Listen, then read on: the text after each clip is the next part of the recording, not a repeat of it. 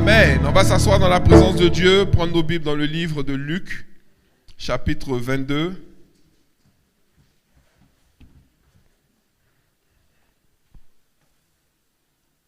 On sera pour ce verset dans la version parole de vie. La version parole de vie.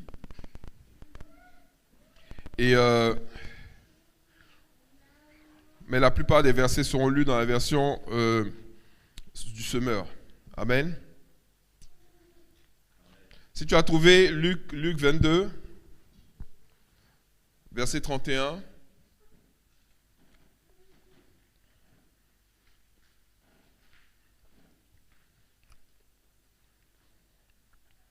Amen. Je vais le lire.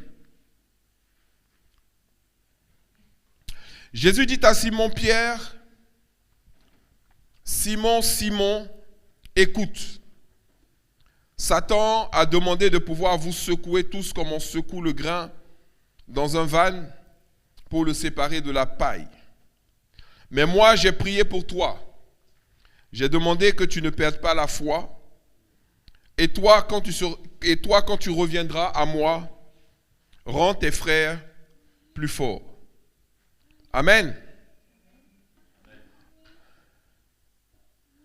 Jésus dit à Simon, Simon, Simon, écoute, Satan a demandé de pouvoir vous secouer. Vous connaissez tout ce verset-là, très souvent dans la version Louis II, qui dit Satan vous a réclamé pour vous cribler comme du froment. Il dit, mais moi j'ai prié pour vous, pour toi, et j'ai demandé que tu ne perdes pas la foi. Amen.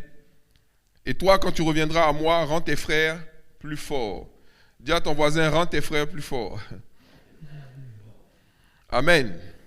Je vais enseigner aujourd'hui sur le thème « La force dans les moments d'échec ». La force dans les moments d'échec. Ce qu'il faut savoir, c'est que comme pour Pierre, et des fois on a tendance à l'oublier, le Seigneur est Dieu, ça veut dire qu'il est omniscient, omniprésent, omnipotent, ça veut dire qu'il sait tout en fait. Il connaît aussi bien le passé que le présent que le futur. Au moment où Dieu nous parle, il sait comment les choses vont finir pour nous. Il le sait. Il sait ce qu'on va faire. Je ne crois pas que Dieu ne savait pas qu'Adam allait manger le fruit. Il le savait. Tout ce qu'Adam voulait raconter, non, c'est à cause de ma femme, c'est elle qui m'a donné, machin, tout ça, il savait. C'était un prétexte pour lui, pour pouvoir faire ce que lui-même il voulait faire. Dieu savait qu'il allait le manger. Comme je l'explique souvent, il faut comprendre que Dieu a créé le temps. Pour ça, la Bible dit au commencement Dieu. Ce n'est pas au commencement le temps, non, au commencement Dieu. Dieu a créé le temps. Le temps est une créature de Dieu, ce n'est pas Dieu. Donc Dieu est avant le temps. Dieu l'a créé, c'est sa création. Amen. Donc Dieu n'est pas dans le temps. Et comme Dieu n'est pas dans le temps, pour lui, cette notion de temps n'existe pas. Il voit aussi bien le commencement que le milieu, que la fin. Parce que le temps est devant lui. Dieu est dans l'éternité. L'éternité vis-à-vis du temps, c'est immense. Donc le temps apparaît comme un point. Obligé, puisque l'éternité est sans fin. L'éternité n'a pas de commencement, l'éternité n'a pas de fin. Donc toute notion de temps, même si c'est 1000 ans, même si c'est 2000 ans, même si c'est 100 000 ans, dans l'éternité, à la longue, ça finit par un point. Et encore moins. C'est pour ça que dans certains versets, dans un verset, il dit 1000 ans sont comme un jour pour l'Éternel. Mais en réalité, c'est même comme une seconde. Et c'est même encore moins. Parce que quand nous serons dans l'éternité, on va se rendre compte en fait que le temps, en fait, n'est rien. Donc, quelqu'un qui est hors du temps, quand il voit le temps, il voit aussi bien le début que le milieu, que la fin. C'est pour ça que la Bible dit que Dieu connaît toutes choses, la fin de toutes choses depuis son commencement. Ici, donc, on a un entretien qui est assez édifiant. Jésus dit à Simon, Pierre, Simon, écoute. Satan vous a demandé de pouvoir vous cribler, vous secouer comme on secoue le grain dans un van pour le séparer de la paille. Mais moi j'ai prié pour toi, j'ai demandé que tu ne perdes pas la foi. Je n'ai pas demandé que tu échappes à cela. J'ai demandé que tu ne perdes pas la foi. Et toi, quand tu reviendras, il n'a pas dit si tu reviens. Alléluia. Et toi, quand tu reviendras, il n'a pas dit et toi, si éventuellement tu reviens, si tu trouves la force de revenir. Non, Jésus sait que Pierre va tomber. C'est Pierre lui-même qui n'est pas au courant. Mais Jésus sait aussi que Pierre va revenir. Et lui dit, mais à ce moment, toi, tu as besoin d'une information. C'est que quand tu vas revenir, sois utile pour pouvoir fortifier tes frères. Pouvoir rendre tes frères plus forts. Ça veut dire quoi? Il ne faut pas venir jouer la comédie. Il ne faut pas venir mentir, il ne faut pas venir prétendre. Quand tu vas revenir, explique-leur ce qui s'est réellement passé. Et fortifie-les. Aide-les aussi à se relever. Parce que tu as une mission. Je vais vous dire quelque chose. Jésus connaît tous les échecs dans notre vie avant qu'ils n'arrivent. Comme Pierre. Il connaît. Il sait quand nous allons échouer. Mais autant il connaît nos échecs, il connaît également nos succès et nos victoires. Rappelons-nous, ce n'est pas nous qui l'avons choisi, c'est lui qui nous a choisis. Donc, si Dieu nous a choisis, je ne dirais pas qu'il a fait un choix calculé, mais Jésus nous a expliqué que Dieu était un vigneron et qu'il n'investissait pas dans des sarments qui ne portaient pas de fruits. Donc, quand il a vu ta vie, il a vu la manière, il sait comment ça va finir. Donc, il sait qu'en investissant sur toi, il fait un bon investissement. Sinon, je vais vous dire une chose. Quand David a péché, Dieu aurait pu renoncer à David. Quand Pierre l'a renié, on aurait pu dire, mais c'est un échec monumental. Il a renié Jésus. Il a renié Jésus. Quand Jésus le lui a dit, au verset 33, Pierre lui dit, Seigneur, je suis prêt même à aller en prison avec toi et même à mourir avec toi. Je suis prêt à mourir avec toi. Ce que tu dis, ce n'est pas possible. Jésus répond, oui, je te le dis aujourd'hui, avant que le coq chante, tu diras 3 fois que tu ne me connais pas. Pierre dit, mais ce n'est pas possible. Là où je suis là, je suis prêt à mourir avec toi. Je lui dis, reste tranquille. On sait déjà. Dieu le Père, le Saint-Esprit, on sait. Il ne faut pas faire le dur. Ce n'est pas la peine. On est au courant. Là, actuellement, on veut te sauver. Parce qu'on ne veut pas que cet échec-là, puisse t'emmener en enfer. Vous savez, beaucoup de gens se mettent dans de très gros problèmes parce qu'au lieu de se repentir, ils veulent maquiller, ils veulent arranger. Alors, comme il veut arranger l'image, il fait tout pour tripatouiller, machin, tout ça. Et c'est là qu'il aggrave la situation. Il aggrave. Il y a des gens qui se sont retrouvés mariés à cause de l'adultère, à cause de la fornication. Ils ont forniqué, et puis maintenant, comme ils ne veulent pas maintenant se repentir, non, Dieu nous a convaincus, on va régulariser, et puis, mariage. Mais si tu es repenti, l'affaire était terminée, maintenant là, tu vas gérer ça.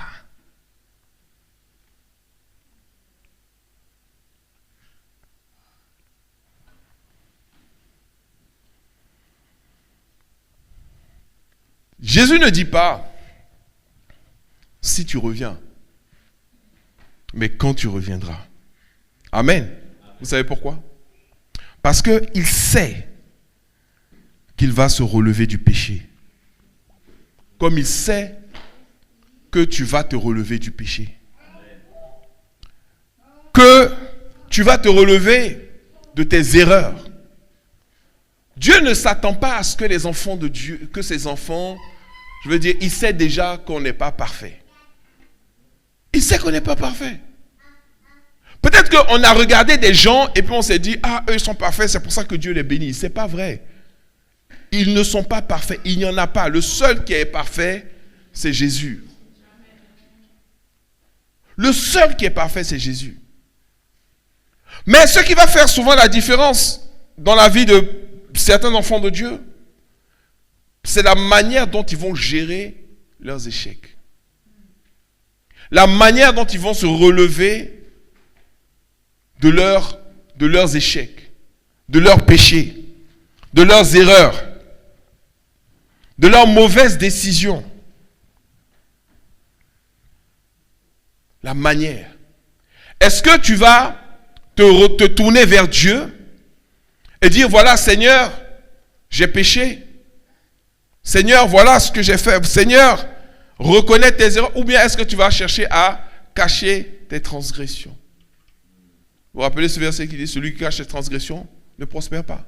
Mais celui qui les avoue et les délaisse obtient miséricorde. Pierre a dû reconnaître son état. Alors qu'au début, il prétendait. Il voulait jouer les kamikazes. Jésus lui a dit, en face du problème, Pierre, tu ne pourras pas. Tu vas me renier. Et comme je vous ai dit, autant il connaît nos erreurs, nos échecs, nos péchés, il les connaît. Tu veux cacher tes péchés même à qui en fait? Tu peux prétendre devant les hommes, mais tu ne peux pas prétendre devant Dieu. Tu ne peux pas cacher ton orgueil à Dieu. Tu ne peux pas cacher tes habitudes à Dieu. Tu ne peux pas cacher tes priorités. Dieu, quand tu te réveilles le matin, la première chose que tu fais, il sait, il le sait. C'est la première chose, c'est d'aller sur Instagram pour voir quelques photos, il sait. Si la première chose, c'est de bénir le Seigneur, merci pour cette journée, Seigneur, ou de lire ta Bible, il le sait. Mais en fait, on va continuer, parce que je veux faire un peu vite aujourd'hui, vu que beaucoup d'entre nous n'ont pas encore voté. Il faut voter. Dieu connaît le résultat des votes, des élections. Pas forcément le résultat des votes, mais le résultat des élections. Il sait qui on va proclamer président ou président. Il le sait déjà. Ok? Sur certains, ça va les décevoir. Pour d'autres, ils seront contents. Mais quoi qu'il en soit, le plus important, c'est notre relation avec Dieu. Je vais vous le montrer. Par contre, comme je l'ai dit, on doit sortir de la posture. On doit sortir de la prétention. Prenons nos Bibles dans le psaume 119, verset 45. C'est pour ça que la Bible dit que Dieu recherche des vrais adorateurs, qu'il adore en esprit et en vérité. Il faut vraiment qu'il y ait, si vous voulez, cette manière de vouloir toujours prétendre. Il faut que ça sorte du corps de Christ, parce que ça n'a rien à faire là. Ça ne nous permet pas de fortifier nos frères. Amen. Tu vois, il dit bien à Pierre, hein, tu vas tomber. Il dit, mais quand tu vas te relever, fortifie tes frères.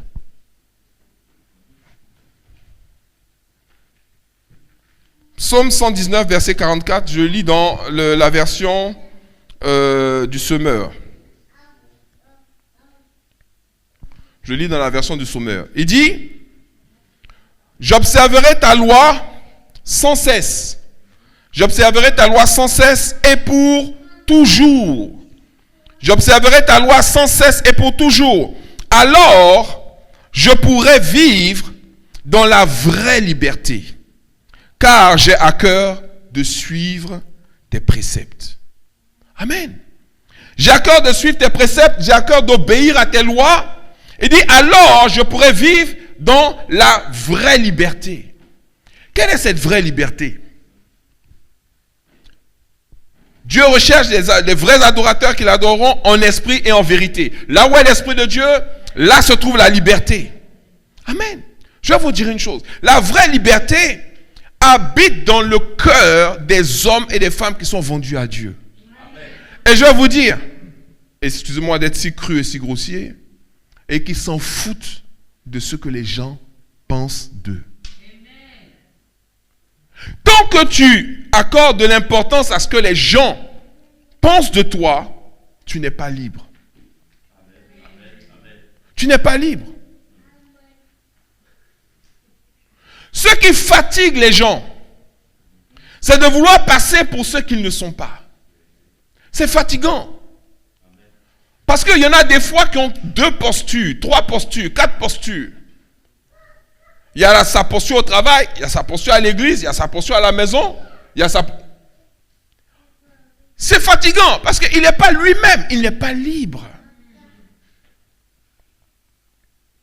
Essayer de plaire aux hommes au lieu de plaire à Dieu, c'est compliqué, c'est dur. Tu vois? Quand tu plais à Dieu, c'est obéir à ses lois, à ses voies, le suivre, l'adorer. Et puis, excuse-moi, mais tu t'en fous de ce que les gens pensent. Quand tu postes quelque chose sur les réseaux sociaux, tu n'es pas blessé parce que quelqu'un n'est pas d'accord avec toi. Il y a des gens qui veulent faire l'unanimité. Tu ne feras jamais l'unanimité. Peut-être, même Jésus n'a pas fait l'unanimité. Et il a dit à ses disciples, je vous envoie 2 à 2 dans des maisons, allez apporter la paix dans ces maisons-là. Et il dit, mais quand bien même vous allez apporter la paix et que vous allez aller pour les guérir, pour les délivrer, il y a des gens qui vont vous fermer la porte au nez. Quand Jésus a guéri le fou de Gadara, il est allé, il a vu un fou. La ville où le fou habitait même, les gens n'ont même pas laissé Jésus rentrer dans la ville. Il a guéri le fou au bord de l'eau. Quand il a fini, les gens de la ville lui ont dit, pardon, il faut partir. Il n'y a pas la peine de rentrer ici. Et Jésus a dit au fou là, va et raconte aux gens ce que j'ai fait pour toi. Et plus tard, cet endroit va connaître le réveil spirituel. Pourquoi? Parce que lui, il n'avait rien à cirer de ce que les gens pensaient de lui. Ils l'ont vu fou, ils l'ont vu dans les cavernes, dans les grottes, ils l'ont vu crier à gauche, à droite, se blesser. C'est un ancien fou. Quand il revient à lui, il va te parler de Jésus, il va te dire les choses. Il a rien à faire de ce que toi tu penses. Mais ce que Jésus a fait, il va le dire et il l'a dit. Il a fait ce que Jésus lui a dit et il a comme labouré le terrain. Quand l'évangile arrivait là-bas, c'est ce que le fou guéri là nous disait. Et les gens se convertissaient. Même la femme de Sarepta, la même chose.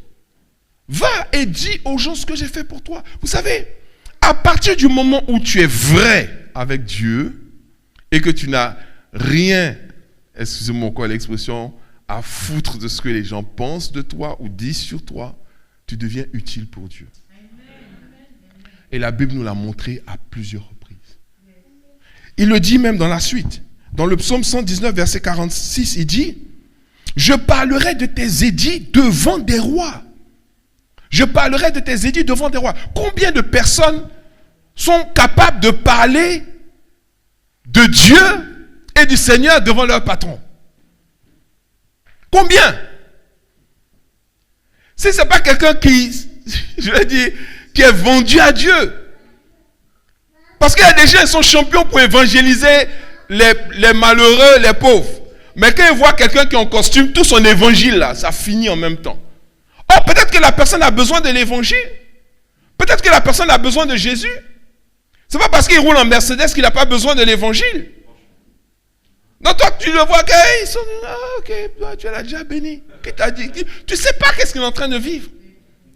Mais quand tu vois un gars qui demande l'argent au bord de la route, donne ta vie à Jésus. Mais toi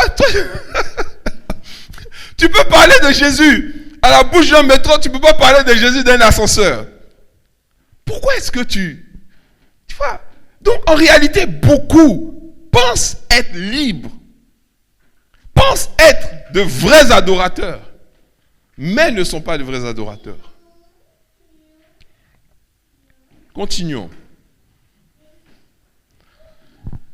Il y a des gens qui ont plus peur de l'homme que de Dieu. Lisons Luc chapitre 16 verset 15.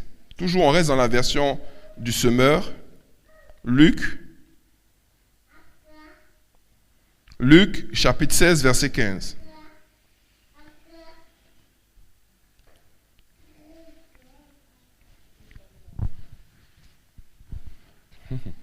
Là, c'est Jésus même qui dit. En fait, il est au courant. Il est très au courant du fait. Il dit, mais il leur dit, vous faites passer vous-même pour juste aux yeux de tout le monde. Mais Dieu connaît le fond de votre cœur. N'est-ce pas? Est-ce que vous avez trouvé ça? Luc chapitre 16, verset 15. Mais il leur dit, vous faites passer vous-même pour juste aux yeux de tout le monde. Amen. Mais Dieu connaît le fond de votre cœur. Amen. Il connaît le fond de votre cœur. Ce qui est en haute estime parmi les hommes, Dieu l'a en horreur. Je vais le lire dans la version Louis II, vu que c'est la version la plus courante dans le monde évangélique. Il dit, Jésus leur dit, vous cherchez à paraître juste devant les hommes, mais Dieu connaît vos cœurs. Car ce qui est élevé parmi les hommes est une abomination devant Dieu. Ce que les hommes sont prêts à acclamer, ce que les hommes sont prêts à liker, ce que les hommes sont prêts à partager, en réalité, sont en abomination, en horreur devant Dieu. Donc, quand on cherche à plaire aux hommes, on a un choix. Est-ce qu'on va chercher à plaire aux hommes ou est-ce qu'on va chercher à plaire à Dieu? Après, je ne veux pas dire que c'est tout ce que les gens partagent qui est en abomination devant Dieu. Quand tu vas chercher à plaire à Dieu, tu vas faire tes choses. Peu importe le nombre de likes, peu importe le nombre de partages, ce n'est pas ton problème. Toi, tu vas faire ce que tu as à faire. Et maintenant, si c'est édifiant, c'est bénissant, tu vas te heurter à des résistances, à des blocages. Mais il y aura des personnes qui vont aussi le relayer ou qui vont le comprendre, qui vont saisir ce que tu veux dire parce que tu parles de la part du Seigneur. Amen. Donc, qu'est-ce que Dieu est en train de nous dire? Il y a des personnes qui ont besoin d'être forts quand ils traversent des moments d'épreuve, quand ils traversent des moments difficiles, quand ils traversent des moments de doute, quand ils traversent des moments d'échec. Ils ont besoin d'être soutenus, ils ont besoin d'être forts. Tu ne peux être fort quand tu traverses des moments de troubles et d'échecs que lorsque tu es connecté à Dieu dans ces moments-là. Et que tu ne te préoccupes pas du qu'en dira-t-on, de ce que les gens vont dire. Je vous assure, si Pierre se disait, mais moi, le premier des disciples, celui qui a marché sur l'eau, j'ai dit à Jésus que je n'allais jamais le renier. Et je l'ai renié. Qu'est-ce que les gens vont penser de moi? Si je reviens, qu'est-ce que les gens vont dire de moi? Revenir même des fois peut être difficile. Il y a des gens, je vous assure, ils ont fait des erreurs à un endroit. Or, c'est l'endroit que Dieu a choisi pour les édifier, pour les bénir. Mais ils ne peuvent pas revenir. Pourquoi? Pas parce que dans l'absolu, ils ne le peuvent pas. Mais parce que la plus grande question, c'est qu'est-ce que les gens vont dire de moi? Qu'est-ce que les gens vont penser de moi? Tu vois, quand tu veux partnership avec Dieu, quand tu veux que Dieu te soutienne, que tu as décidé de te relever des erreurs, des échecs, de certaines situations, Dieu est toujours prêt à t'accueillir, à te recevoir, comme le fils prodigue. Mais ça ne veut pas dire que, comme tu es revenu, il va te repositionner sans que tu n'aies à faire quoi que ce soit. Non. Revenir à Dieu. C'est dire à Dieu, Seigneur, à partir de maintenant, je vais t'obéir. Je veux marcher selon ta direction, selon tes voies, selon tes préceptes. Donc, quand tu dis à Dieu, je reviens, la première chose que Dieu va faire, c'est de te dire, qu'est-ce que tu dois faire? Et si à ce moment-là, tu bloques encore, en disant, non, je ne peux pas faire ça, parce que qu'est-ce que les gens vont dire? Ah, donc, c'est les gens qui vont te relever? Ou c'est Dieu qui va te relever? C'est les gens qui vont te sauver? Ou c'est Dieu qui va te sauver? C'est les gens qui vont te bénir? Ou c'est Dieu qui va te bénir? Je suis persuadé à 100% que dans la salle, vous avez déjà la réponse. C'est Dieu.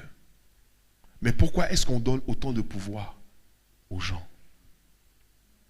La force, dans les temps d'échec, ne viendra pas des gens.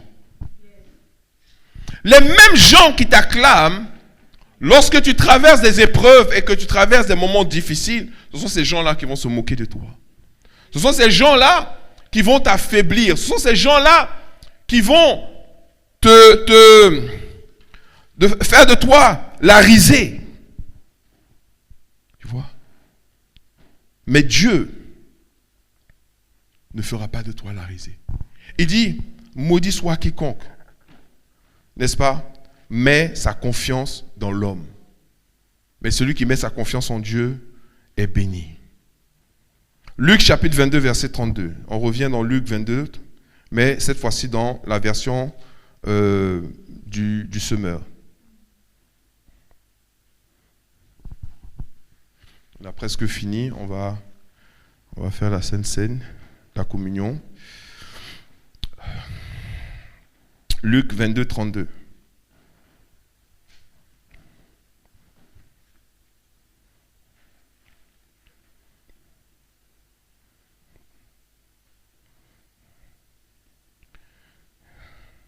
Il y a des personnes qui doivent être délivrées de la prétention. Qui doivent être délivrées de ce que les gens pensent, de ce que les gens disent, de ce que les gens pensent, de ce que les gens voient. Sois délivré de ça. Alléluia. Dis à ton voisin, sois délivré de ça. Sois délivré du monde. Amen. Tout ce qu'il y a dans le monde, sa convoitise et tout ça, ne sont pas les choses que Dieu value, en anglais on dit value, auquel Dieu donne de l'importance. Amen. Ce qui donne de l'importance, c'est notre cœur. Or, il veut que notre cœur soit connecté à son cœur. La seule manière pour que notre cœur soit connecté à son cœur, c'est qu'il n'y ait pas d'interférence. Les interférences, c'est ce que les gens.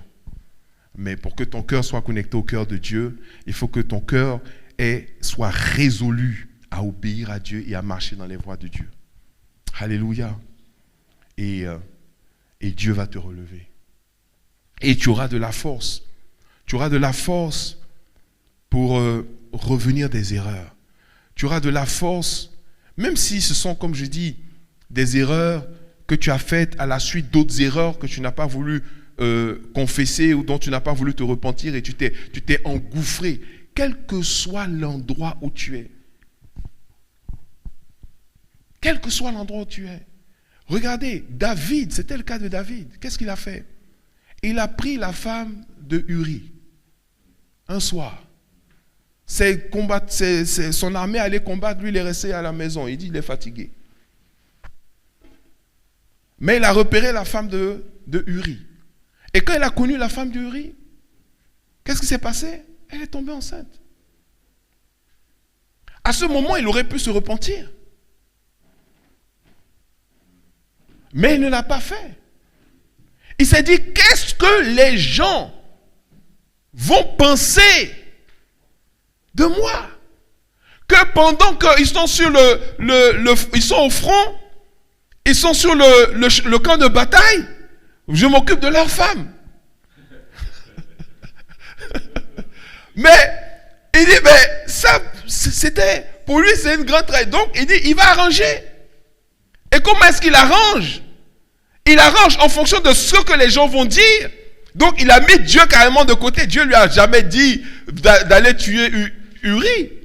Mais qu'est-ce qu'il va faire? Il va faire appeler Uri. Il fait rappeler Uri. Et franchement, quand tu as affaire à des gens qui sont intègres, à des gens qui sont droits, c'est compliqué. Tu ne vas pas tomber dans les pièges. D'ailleurs, je crois que il y a une référence qu'on n'a pas lue. Il y a un verset que j'aurais dû mettre là.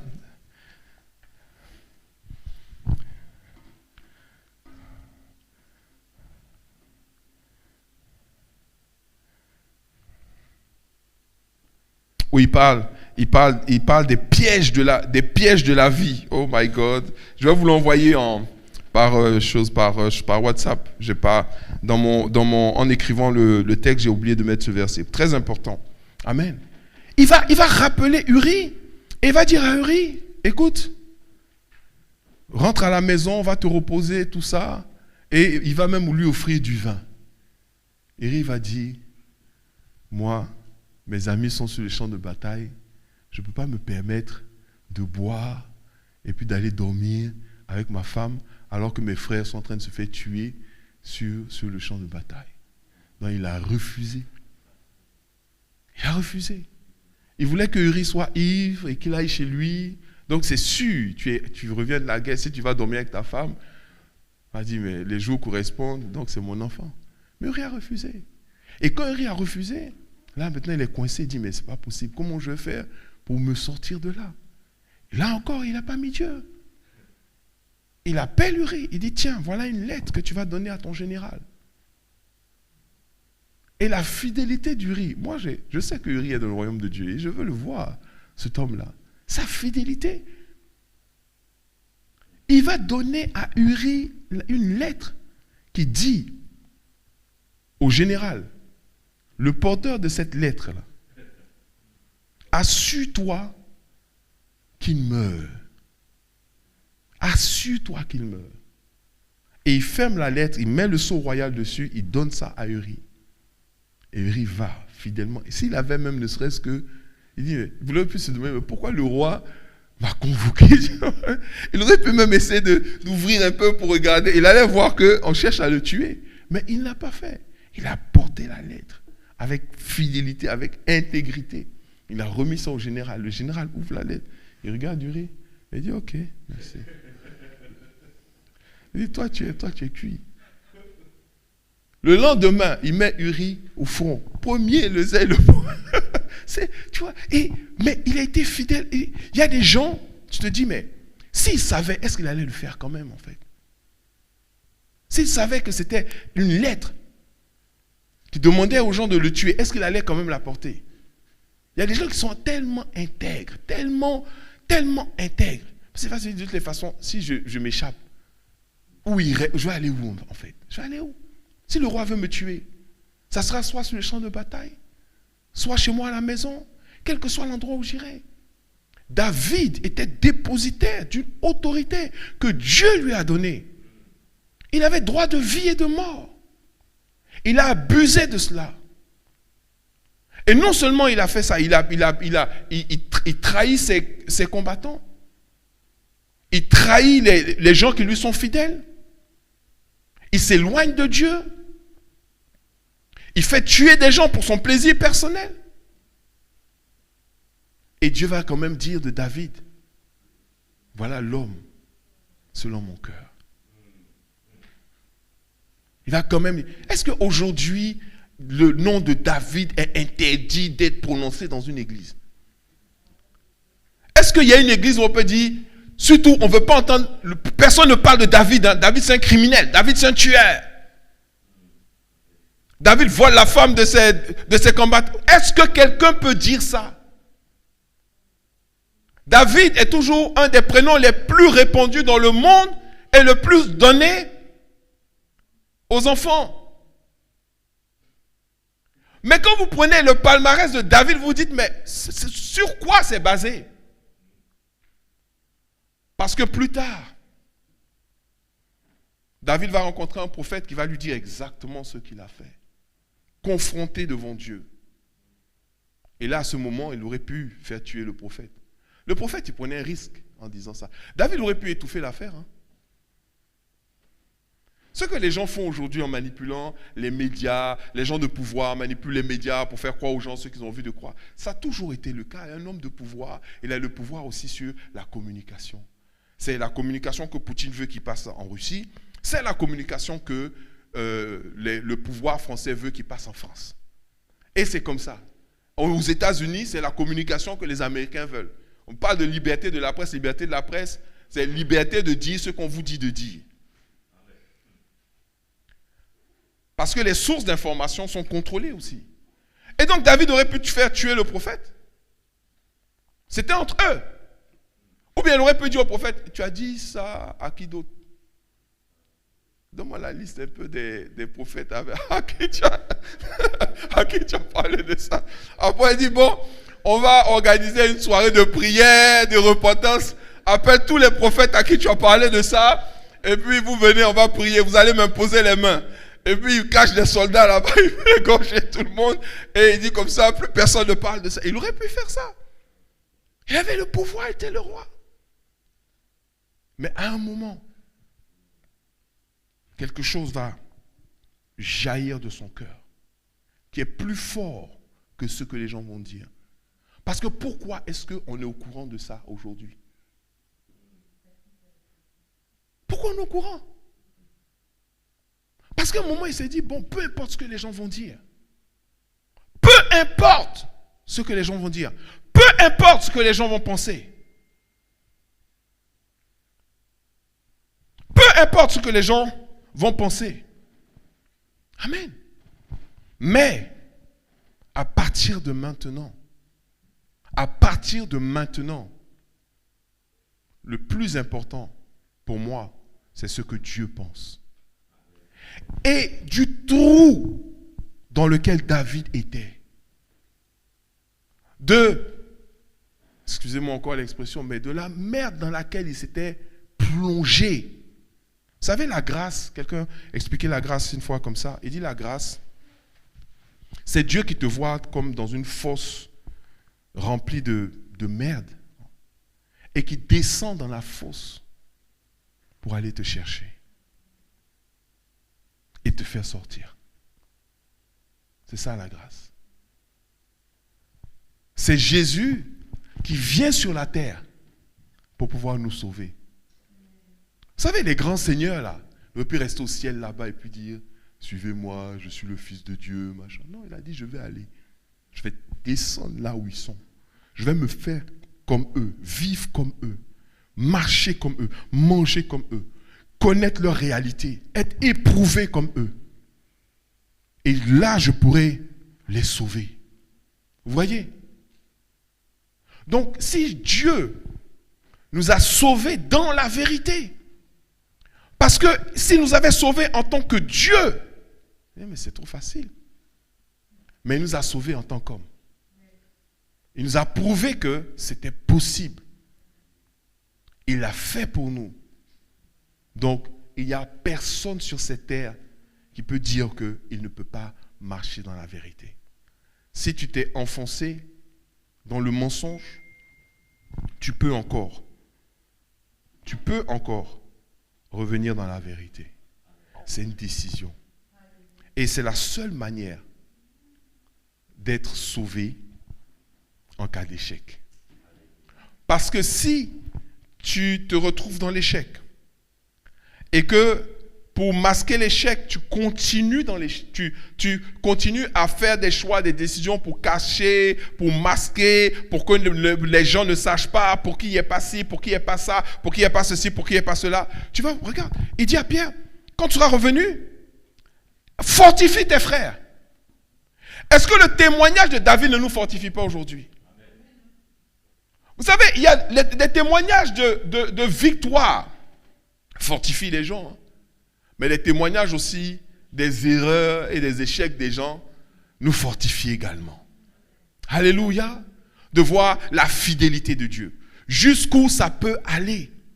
Jusqu'où ça peut aller. Il n'y a pas de limite à l'amour de Dieu. Il n'y a pas de limite à sa fidélité. Et personne ne pourra dire, Arrivé au ciel là-bas, mais pourquoi David est ici? Il fait quoi là? Tu n'es pas le juge. Parce que si on devait juger quelqu'un, tu serais le premier à être condamné. Alléluia. N'est-ce pas un Dieu merveilleux que nous avons? Amen. Quand tu seras revenu, fortifie tes frères. Amen. En étant toi-même, avec tes échecs et avec tes victoires. En étant sincère. En étant loin de la prétention. Trop de gens qui cherchent à prétendre. L'Église n'est pas l'endroit où l'on prétend. L'Église est l'endroit où tu viens comme tu es. Ce n'est pas McDo. Je sais que McDo a ce slogan-là. Viens comme tu es. Non, non, c'est à l'église que tu dois venir comme tu es. C'est à l'église que tu dois venir comme tu es. Qui tu es.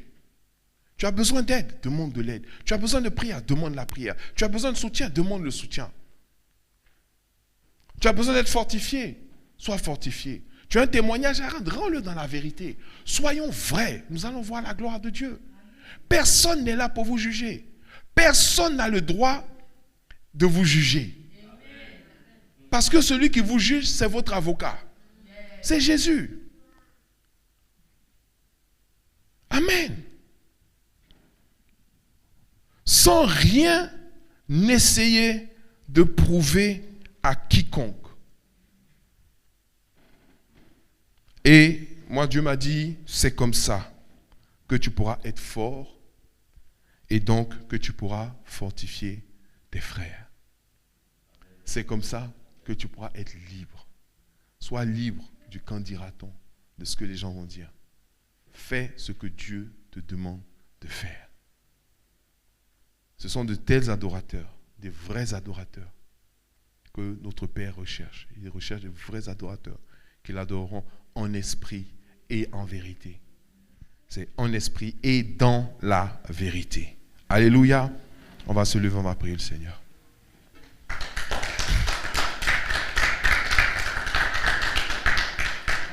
Alléluia. C'est comme ça que tu recevras de la force dans les moments d'échec. De la force dans les moments d'échec. Du soutien dans les moments d'échec. Du réconfort dans des moments d'échec. De l'aide dans des moments d'échec.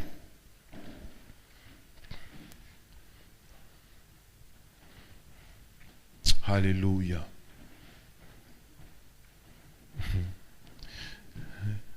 Quand Pierre est retourné vers les disciples, il n'a pas cherché à cacher ses méfaits.